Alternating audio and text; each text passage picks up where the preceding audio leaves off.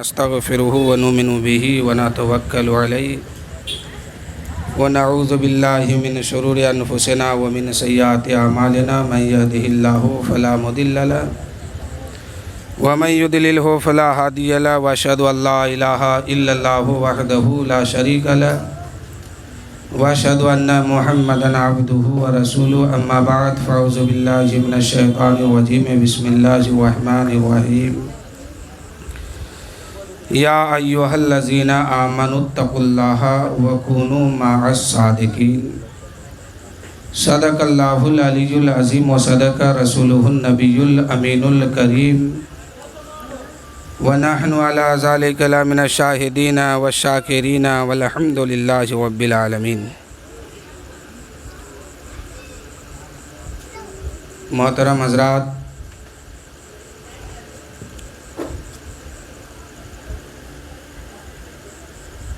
آپ میلاد النبی صلی اللہ علیہ وسلم میں حاضر ہوئے ہیں۔ اللہ تعالیٰ کی بارگاہ میں دعا ہے کہ مولا اس حاضری کو قبول فرمائے۔ شاعر کہتے ہیں کہ ایک یہ جہاں ایک وہ جہاں، ایک یہ جہاں ایک وہ جہاں، ان دو جہاں کے درمیان ہے فاصلہ۔ ایک یہ جہاں ایک وہ جہاں، ان دو جہاں کے درمیان ہے صرف فاصلہ ایک سانس کا۔ جو چل رہی ہے تو یہ جہاں، نہ چلے تو وہ جہاں۔ پھر ان سانسوں کی مالا میں موتی پر لو درود کی، پھر ہو یہ جہاں یا وہ جہاں، ساتھ ہوں گے تاجدار دو جہاں۔ درود شریف پڑھیے۔ اللہ رب محمد صلی اللہ علیہ وسلم نحن عباد محمد صلی اللہ علیہ وسلم علی ذبیہ وآلہ ابد الدہور وکرما صلی اللہ علیہ وسلم۔ شاعر کہتے ہیں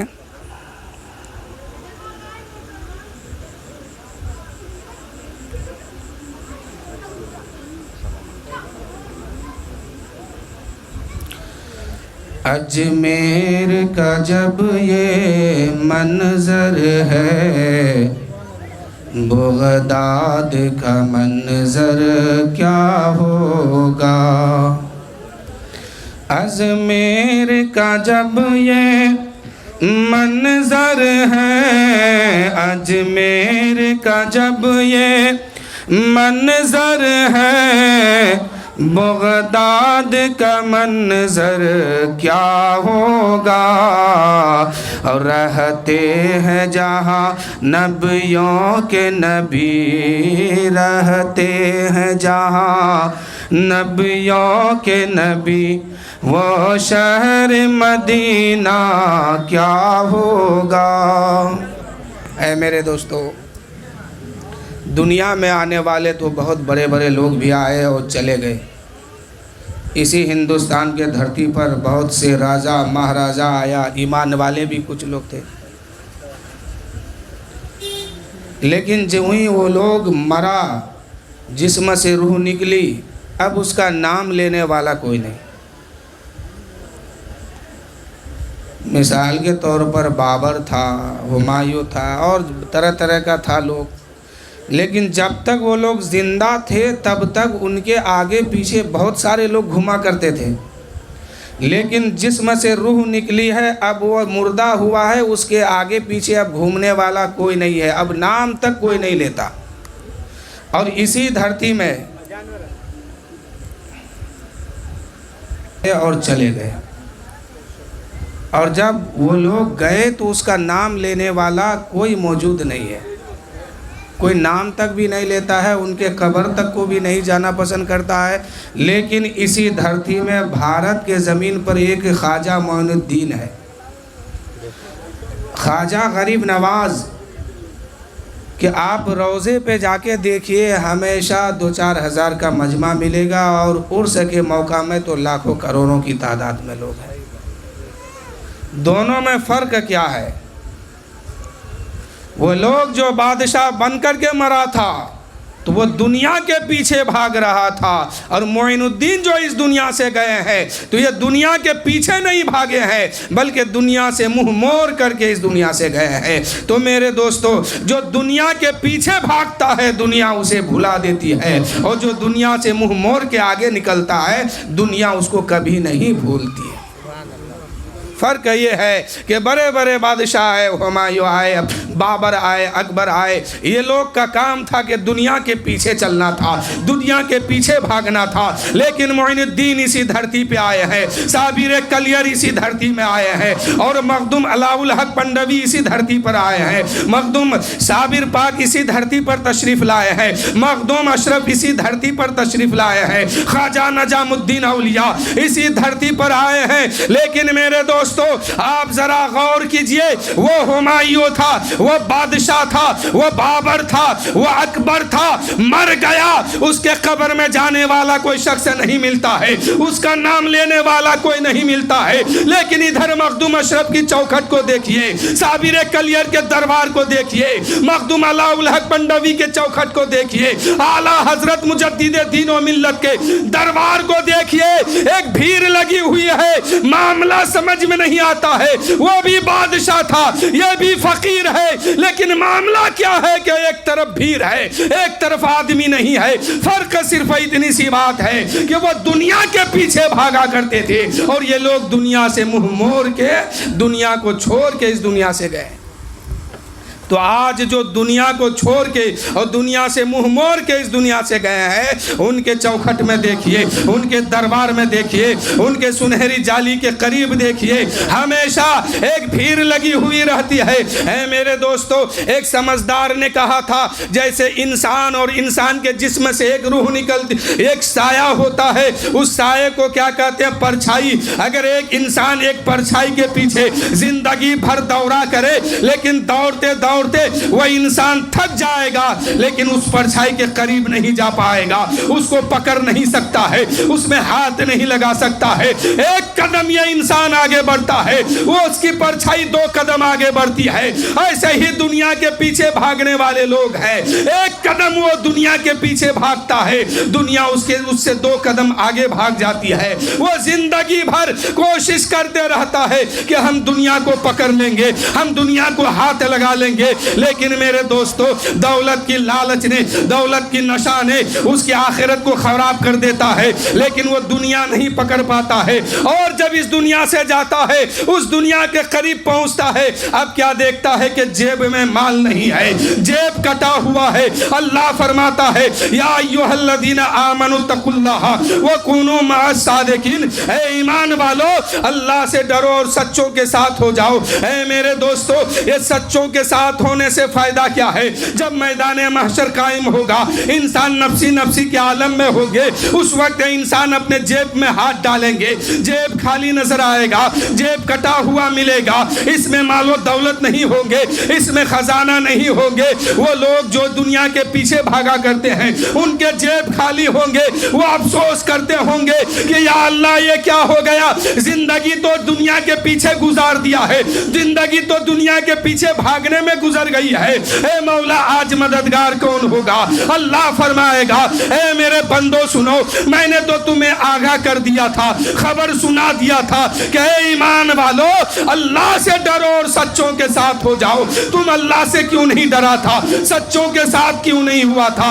اے میرے دوستو آپ نماز پڑھتے ہیں، روزہ رکھتے ہیں، حج کرتے ہیں، زکوٰۃ دیتے ہیں، لیکن آپ کا عمل اتنا قبول نہیں ہے، آپ کا عمل اتنے پاورفل نہیں ہے کہ یقین ہو کہ آپ کا عمل قبول ہو جائے. لیکن میرے دوستو امید تو رہتی ہے کہ میرا عمل قبول ہو گیا ہوگا، میری نمازیں قبول ہو گئی ہوگی، میرا روزہ قبول ہو گیا ہوگا. لیکن میرے دوستو راستے میں ایک شخص بیٹھا ہے، وہ جس کو جنت میں بادشاہ بنایا گیا تھا، جنت میں تاج پہنایا گیا تھا، فرشتوں کا سردار بنایا گیا تھا، جھولے پہ بیٹھ کے فرشتے جھولا جھلایا کرتے تھے، لیکن جب لعنت کا توک ڈال کے اللہ نے زمین پر پھینک دیا تو اللہ نے فرمایا جا میں تمہیں مردود اور شیطان قرار دے دیتا ہوں۔ میرے دوستو، جب شیطان نے دیکھا کہ ہم تو شیطان بن گئے ہیں، ہم تو جنت سے نکالے گئے ہیں، ہماری عمل تو مردود قرار مردود قرار پا گیا ہے، ہم کو تو اللہ نے مردود قرار بنا دیا ہے، شیطان بنا دیا ہے، جنت سے باہر پھینک دیا ہے۔ تو شیطان نے کیا کیا؟ کہا کہ مولا مجھے ایک مہلت دے کہ مجھے قیامت تک کی زندگی دے دے۔ کیا کہا؟ کہ قیامت تک کی زندگی دے دے۔ اللہ نے فرمایا جا تو قیامت تک زندہ رہے گا۔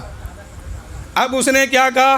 رب کی بارگاہ میں چیلنج ٹھوکا، رب کی بارگاہ میں چیلنج رکھا، شرط رکھی اور کہا کہ پروردگار تو نے تو زندگی بھر کی قیامت تک کی حیات تو نے مجھے دیا ہے، اب میں تیرے بندوں کو بہکاؤں گا۔ میں جنت سے نکالا گیا ہوں لیکن آدم کے بیٹے کو بھی جنت میں جانے نہیں دوں گا۔ اللہ نے فرمایا اے شیطان جا، میں تمہیں مہلت دے دیتا ہوں، میں تمہیں زندگی دے دیتا ہوں، تو قیامت تک زندہ رہے گا لیکن میرے بندے کو تو بہکائے گا۔ ٹھیک ہے بہکاتا رہا، لیکن میرے بندہ جب میری بارگاہ میں اپنی گناہ کی مغفرت مانگتا رہے گا، میرا نام رؤوف الرحیم ہے، میں اسے معاف کرتا رہوں گا۔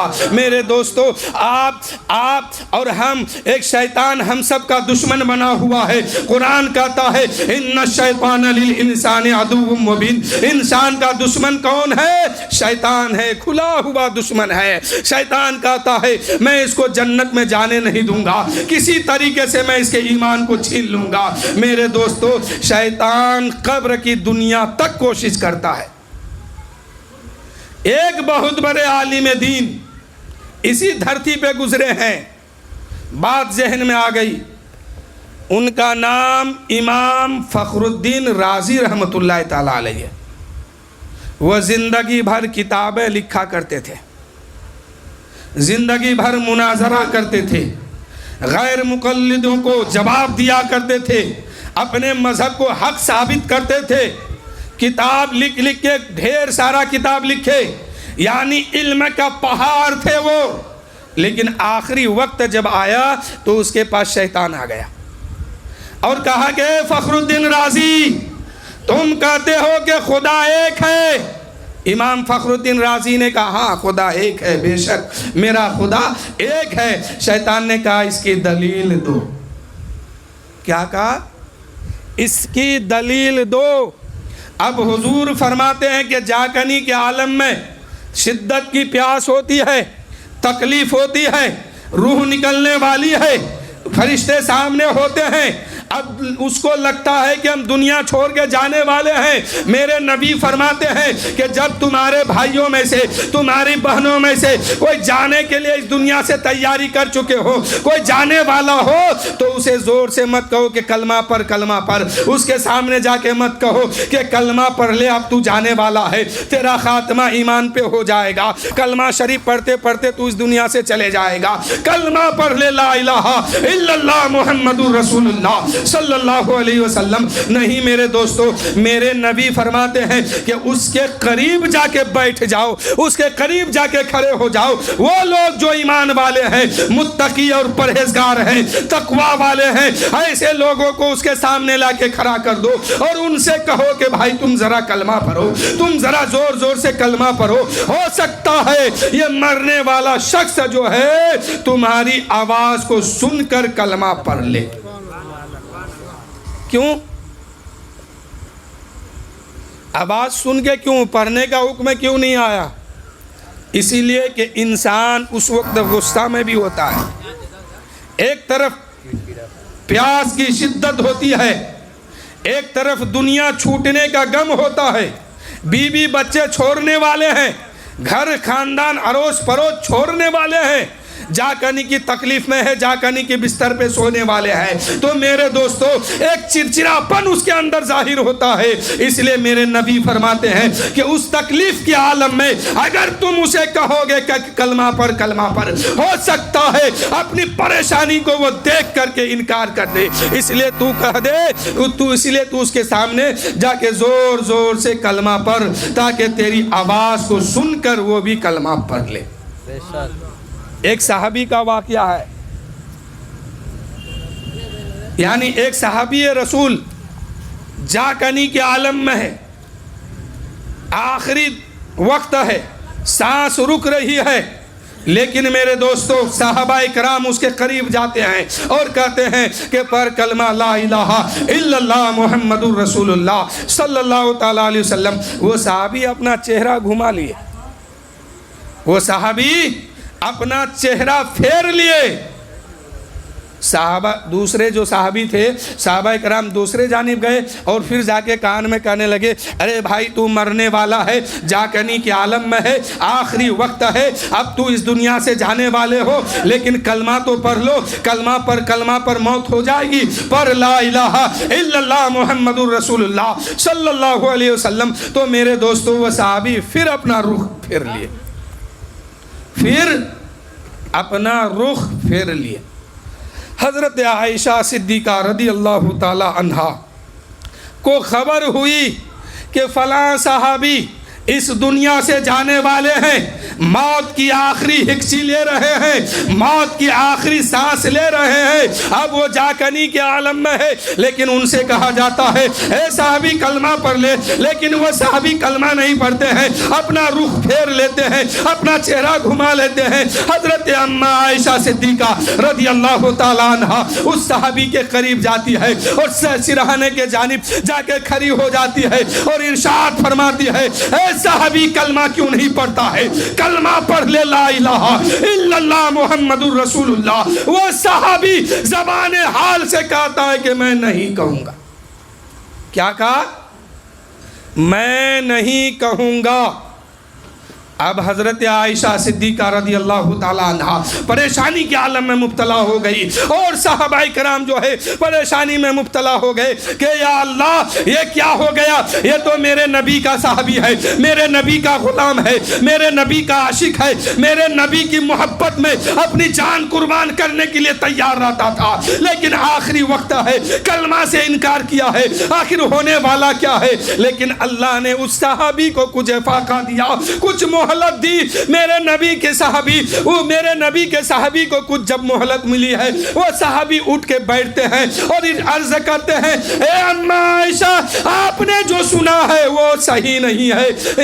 اتنے میں صحابہ کرام نے عرض کی، اے صحابی بتا، پہلے مرتبہ میں نے کہا تھا کلمہ پڑھ لے، لا الہ الا اللہ محمد الرسول اللہ، آپ نے چہرہ گھما لیا تھا۔ دوسرے جانب جب ہم گئے تھے، ادھر سے جب کہے کہ کلمہ پڑھ لے، لا الہ الا اللہ محمد رسول اللہ، تو آپ نے چہرہ پھیر لیا ہے۔ جب حضرت عائشہ کہنے لگی پر کلمہ لا الہ الا اللہ محمد رسول اللہ، تو آپ نے زبان حال سے کہا تھا کہ میں نہیں کہوں گا۔ آخر ماجرا کیا ہے، معمہ کیا ہے، بات کیا ہے؟ وہ صحابی کہنے لگے، اے صحابی سنو، جب تم مجھ سے کہہ رہا تھا کلمہ پر لا الہ الا اللہ محمد رسول اللہ، اس وقت شیطان میرے قریب آیا تھا، ہاتھ میں دودھ کا پیالہ تھا، شہد کا پیالہ تھا، اور مجھ سے کہہ رہا تھا پانی پیو گے۔ میں نے کہا پیاس کی شدت ہے، مجھے پانی دے دو، لیکن شیطان نے کہا بول، قبر کے سوال اور جواب نہیں ہے۔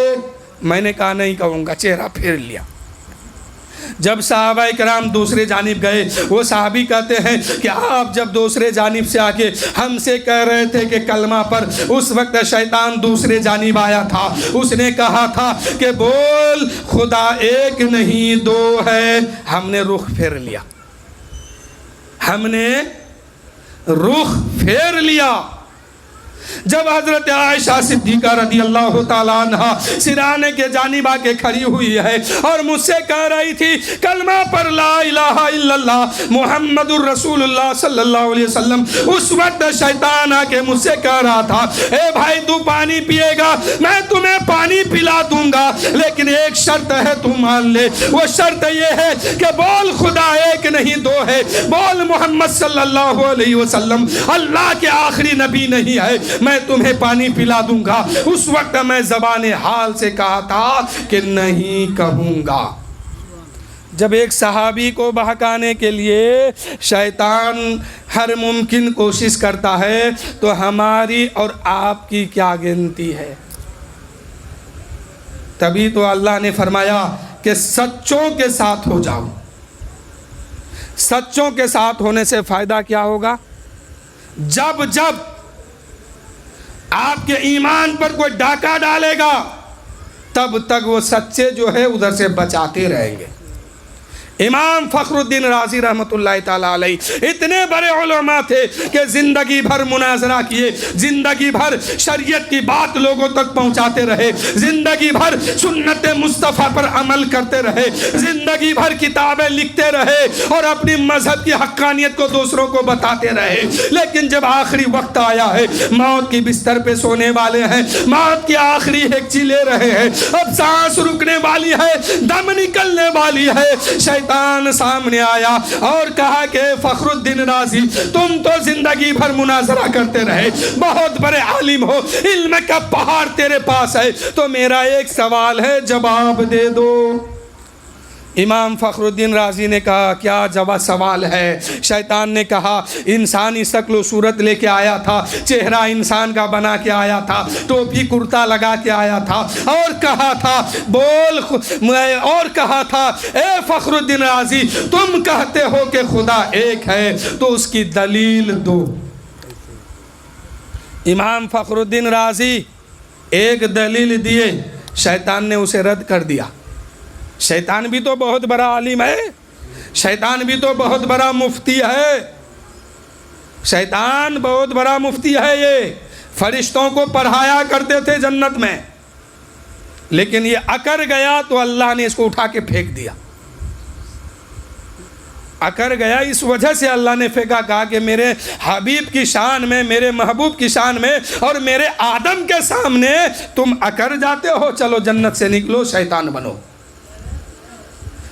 امام فخر الدین رازی نے ایک دلیل دی، شیطان نے اسے رد کیا۔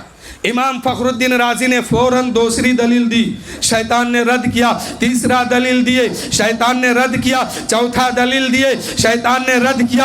اے میرے دوستو، ایک طرف ادھر بھی عالم ہے، ایک طرف ادھر بھی عالم ہے، فرق اتنا ہے ادھر کا عالم فخر الدین رازی عاشق رسول ہے اور ادھر کا عالم شیطان ہے، شیطان نے رد کیا ہے، ادھر کا عالم فوراً دلیل دیتے ہیں کہ ہم خدا کو اس بنا پر ایک مانتے ہیں، اس نے کہا نہیں مانتا ہوں، پھر کہا میں اس بنا پر، پھر کہا نہیں، ایک کے بعد دیگر 360 دلیل دیا اور شیطان نے سب کو رد کر دیا۔ شیطان نے سب کو رد کر دیا۔ آج بہت بڑے عالم ہو، ہندوستان کی بات نہیں، پوری دنیا میں، پورے ورلڈ میں نمبر 1 کا جو عالم ہو، ان سے اگر پوچھا جائے کہ بتا خدا ایک ہے تو اس کی دلیل دو، تو 2-4 دلیل میں دم توڑ دیں گے۔ لیکن وہ فخر الدین رازی جو علم کا چٹان اور پہاڑ تھے، ایک کے بعد دیگر ایک ہی وقت میں 360 دلیل عطا کی، شیطان نے رد کر دیا۔ اس وقت امام فخر الدین رازی نے ایک سچے کا دامن تھام کے تھا، ایک سچے کا دامن ہاتھ میں لے کے رکھا تھا۔ کہیں دور دراز ان کے پیر و مرشد وضو بنا رہے تھے، کہیں دور دراز ان کے پیر و مرشد وضو بنا رہے تھے بیٹھ کے، لوٹا میں پانی ہے اور دیکھ رہے ہیں کہ میرا مرید بستر موت کے بستر پہ سونے والے ہیں، سامنے شیطان ہے اور میرے مرید سے خدا کے ایک ہونے پر دلیل مانگ رہا ہے، 360 دلیل دے چکا ہے، اب اس کے پاس دلیل نہیں ہے، اگر میں اس کی مدد نہ کیا تو میرا مرید جو ہے بے ایمان ہو کے اس دنیا سے چلے جائیں گے۔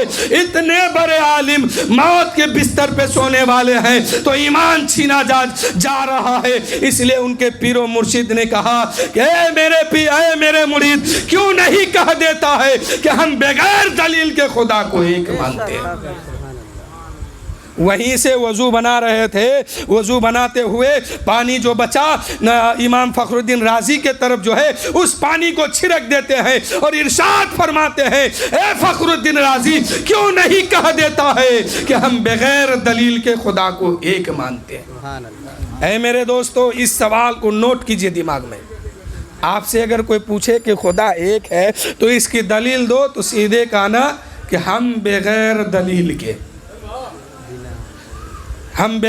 دلیل کے خدا کو ایک مانتے ہیں۔ اور امام فخر الدین رازی جس سچے کا دامن پکڑ کے رکھا تھا اس سچے کا نام ہے نجم الدین کبریٰ رحمت اللہ تعالی علیہ۔ آپ ذرا غور کیجئے، سچے کا دامن جب یہ پکڑے ہیں تو ایک سچے یہاں ہے تو ایک سچے نہ جانے کہاں ہے، دونوں ایک جگہ نہیں تھے، ایک یہاں پر ہے تو ایک نہ جانے کہاں ہے، اور ایمان چھینا یہاں جا رہا ہے، مدد وہ وہاں سے کر رہے ہیں اور کہہ رہے ہیں اے فخر الدین کیوں نہیں کہہ دیتا ہے کہ ہم بغیر دلیل کے خدا کو ایک مانتے ہیں۔ میرے دوستو، ایمان بچانا بہت مشکل ہے، ایمان کو بچائیے۔ ایک رائی کا دانہ، ایک رائی کے دانے کے برابر بھی اگر آپ ایمان لے کے جائیں گے تو رب کی رحمت پر بھروسہ ہے اور یقین ہے کہ اللہ اس رائی کے دانے کے برابر ایمان کی بنیاد، ایمان کے صدقے میں اللہ جنت عطا فرما دے گا۔ اگر ایمان بگڑ گیا، عقیدہ خراب ہو گیا تو پھر لاکھ نماز، لاکھ روزہ، لاکھ حج، لاکھ زکوٰۃ کچھ کام کے نہیں ہے۔ ایمان ہے تو پھر جنت ہے، ایمان نہیں تو جنت نہیں۔ میرے دوستو، ایک مرتبہ میرے نبی صلی اللہ علیہ وسلم کی بارگاہ میں ایک ظالم آیا تھا اور کہا تھا کہ محمد صلی اللہ علیہ وسلم آپ اگر سچ مچ نبی ہیں تو بتائیے میرے مٹھی میں کیا ہے۔ اس ظالم کا نام جانتے ہیں جو کنکر لے کے میرے نبی کی بارگاہ میں گیا تھا؟ اس کا نام ہے مکے کا سب سے بڑا گنڈا ابو جہل۔ یہ گنڈا بھی تھا، ابو جہل بھی نام ہے، اور ہاتھ میں کنکری لیا، ایک پتھر کا ٹکڑا لیا اور نبی کی بارگاہ میں گیا اس خیال سے کہ اس پتھر پر تو دودھ اور جل میں نے چڑھایا ہے، یہ اگر بولے گا، یہ جو گواہی دے گا تو میرے طرف سے، یہ جو بولے گی تو میرے طرف سے۔ تو میرے دوستو ہوتا کیا ہے، ابو جہل نے اپنے ہاتھ میں ایک پتھر کا ٹکڑا رکھتے ہیں، ایک کنکری رکھ لیتا ہے، اس کے بعد پوری طاقت سے دبا لیتا ہے اور نبی کی بارگاہ میں جاتا ہے اور سوال کرتا ہے اے اللہ کے نبی، آپ اگر سچ مچ نبی ہیں تو بتا میرے مٹھی میں کیا ہے۔ ابو جہل سوچ رہا تھا، ابو جہل سمجھ رہا تھا کہ محمد صلی اللہ علیہ وسلم کو نہیں معلوم ہوگا۔ دیکھیے ایک مسئلہ اور سنیے، میرے نبی صلی اللہ علیہ وسلم کا ذاتی نام لے کے پکارنا امتیوں کے لیے جائز نہیں ہے۔ یعنی بہت سارے لوگ ہوتے ہیں نا کہ کہتے ہیں محمد صلی اللہ علیہ وسلم، محمد صلی اللہ علیہ وسلم، تو یہ کہنا جائز نہیں ہے، کیونکہ رب بھی اپنے محبوب کا ذاتی نام لے کے نہیں پکارتا۔ رب نے منع فرمایا اور کہا کہ اے لوگو، اے میرے بندو، اپنے نبی کو اس کے ذاتی نام سے مت پکارو۔ تو آج سے کبھی بھی نہیں کہیے گا، اور جب میرے نبی کا نام کسی سے سنیے تو انگوٹھا چومیے، لیکن زبان سے اپنے نبی کا نام لینا ہے تو یا رسول اللہ، یا حبیب اللہ، یا نبی اللہ، یعنی جو نام لینے کی اجازت ہے اسے لیجئے، اور جس سے روکا گیا ہے یا محمد صلی اللہ علیہ وسلم، یا محمد صلی اللہ علیہ وسلم، اس سے باز آئیے، یہ نہیں کہنا ہے آپ کو۔ میں نے جو کہا ہے صرف ابو جہل کی بات سمجھانے کے لیے۔ ابو جہل نے کہا کہ اے محمد بتا، اگر آپ سچ مچ نبی ہیں تو میری مٹھی میں کیا ہے؟ میرے نبی نے فرمایا اے ابو جہل، میں بتا دوں کہ تیرے مٹھی میں کیا ہے، یا تیرے مٹھی میں جو چیز چھپی ہے وہ بتا دے کہ میں کون ہوں۔ میرے دوستو، نبی کے سامنے چھپی ہوئی چیز بتانا نبی کے لیے دشوار نہیں ہے۔ نبی جو ہوتے ہیں وہ ہر چھپی ہوئی چیز کی خبر رکھتے ہیں، نبی کا نام ہی ہے مخبر علی الغیب، خبر غیب کی بات بتانے والے ہیں۔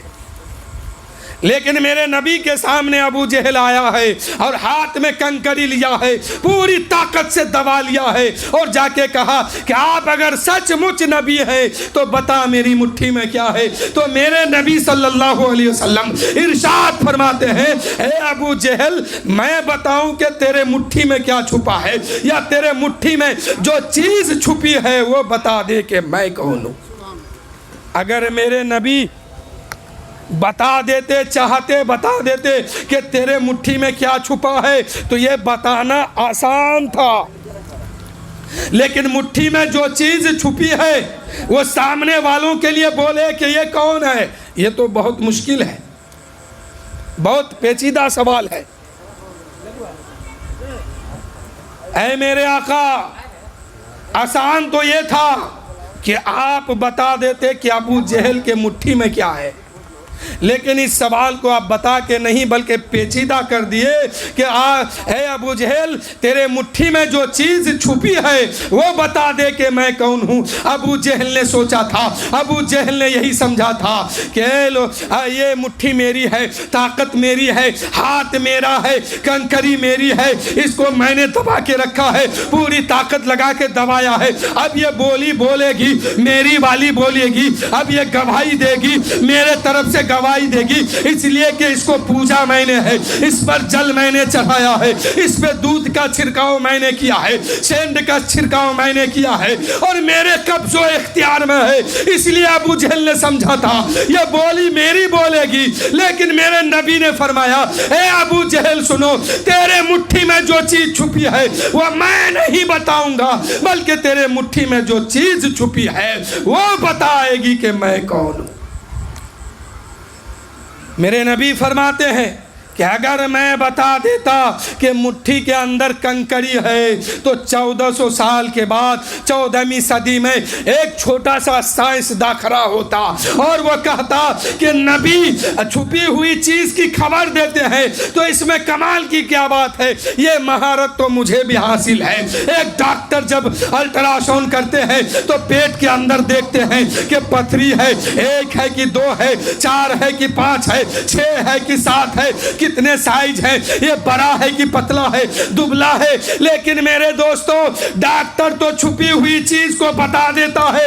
پیٹ کے اندر جو پتھری ہے وہ گردے میں ہے یا کلیجے میں ہے یا پھپھڑے میں ہے یا پیٹ کی تھیلی میں ہے، کہاں ہے، کیا سائز ہے، کتنی تعداد ہے، سب بتا دیتے ہیں، لیکن کسی ڈاکٹر کے سامنے آج تک کوئی پتھری نہیں بولی ہے، کوئی کنکری نہیں بولی ہے کہ یہ ڈاکٹر اچھا ہے، MBBS ہے، اس کی دوا کارگر ہے، اس سے دوا کرو، اچھا یہ دوائی دیتا ہے۔ کوئی پتھری نہیں بولتا ہے، کوئی پتھری نہیں بولتی ہے۔ میرے نبی جانتے تھے کہ ابو جہل کے مٹھی میں کنکری چھپی ہے، اگر میں نے بتا دیا تو 14ویں صدی میں ایک چھوٹا سا ڈاکٹر سامنے آئے گا اور کہے گا کہ نبی ہو کے چھپی ہوئی چیز کی خبر دیتے ہیں، یہ مہارت تو مجھے بھی حاصل ہے۔ پیٹ کے اندر ہم بھی بتا دیتے ہیں کہ لڑکا ہے کہ لڑکی ہے، پتھری ہے، کتنے سائز کے ہیں، کتنی بڑی ہے، کتنی موٹی ہے، کتنی تعداد ہے، یہ تو سب ہم بھی بتا دیتے ہیں. اس لیے نبی نے اس سوال کو پیچیدہ کیا کہ قیامت آ جائے گی لیکن کسی ڈاکٹر کے سامنے کوئی پتھری نہیں بولے گی کہ یہ ڈاکٹر اچھا ہے. اور میرے نبی نے پتھری سے بلوایا اور کہا اے پتھری بتا میں کون ہوں. ابو جہل کی مٹھی میں پتھر بول اٹھا ہے, کنکری بول اٹھی ہے کہ اشہد ان لا الہ الا اللہ و اشہد ان محمدن عبدہ و رسولہ. گواہی دیا ہے پتھری نے اور کہا کہ اے ابو جہل تیرے ہاتھ میں ضرور ہوں, تیرے قبضے میں ضرور ہوں, تیری طاقت کے اندر میں ہوں, لیکن تو انسان ہے, میں پتھر ہوں, میں کنکری ہوں, میں نبی کا کلمہ پڑھ کے گواہی دیتی ہوں, تو کیسا انسان ہے کہ کلمہ نہیں پڑھ پایا. تو میرے دوستو ابو جہل کے منہ پر حضرت فاطمہ کا تھپڑ پڑا تھا, اس لیے ابو جہل کو ایمان نصیب نہیں ہوا. میرے نبی نے فرمایا اے ابو جہل میں بتاؤں کہ تیرے ہاتھ میں تیرے مٹھی کے اندر جو چیز چھپی ہے وہ بتائے گی کہ میں کون ہوں. ابو جہل نے کہا اے اللہ کے نبی یہ تو اور مشکل سوال ہے, آپ اگر بتاتے کہ میرے مٹھی میں کیا ہے تو یہ ہو سکتا تھا کہ آپ بتا دیتے, لیکن میرے مٹھی میں جو چیز چھپی ہے وہ آپ کے بارے میں بتا دے یہ تو اور مشکل ہے. اس لیے اب یہی کام کروائیے کہ میرے مٹھی کے اندر جو چیز چھپی ہے اسی سے بلوائیے. میرے نبی کا اشارہ پاتے ہی کنکر بول اٹھتی ہے لا الہ الا اللہ محمد رسول اللہ صلی اللہ تعالی علیہ وسلم. کنکری گواہی دے رہی ہے, پتھر کا ٹکڑا گواہی دے رہی ہے کہ سامنے جو ہے یہ اللہ کا نبی ہے, اللہ ایک ہے, یہ اللہ کے رسول صلی اللہ علیہ وسلم ہے. یعنی گواہی دیے کہ اللہ ایک ہے, محمد صلی اللہ علیہ وسلم اللہ کے رسول ہے. تو میرے دوستو انہی چند جملوں کے ساتھ میں اپنی گفتگو ختم کر رہا ہوں. وآخر الدعوانا ان الحمدللہ رب العالمین استغفر اللہ ربی من کل ذنب واتوب الیہ. سب مل کے پڑھیے لا الہ الا اللہ محمد الرسول اللہ صلی اللہ تعالی علیہ وسلم. آئیے صلاۃ و سلام پڑھیے.